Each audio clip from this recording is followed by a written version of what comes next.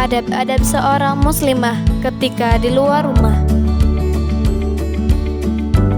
mendahulukan kaki kanan,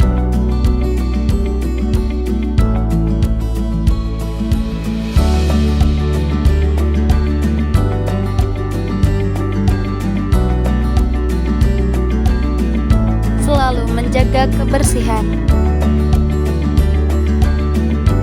berjalan secara meniti,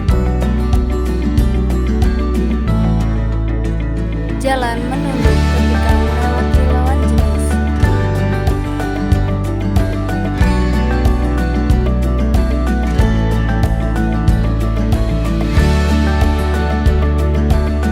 duduk dengan sopan,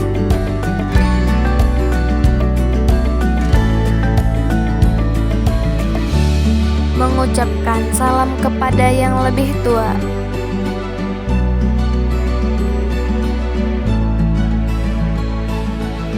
dan selalu mengenakan jilbab yang syar'i.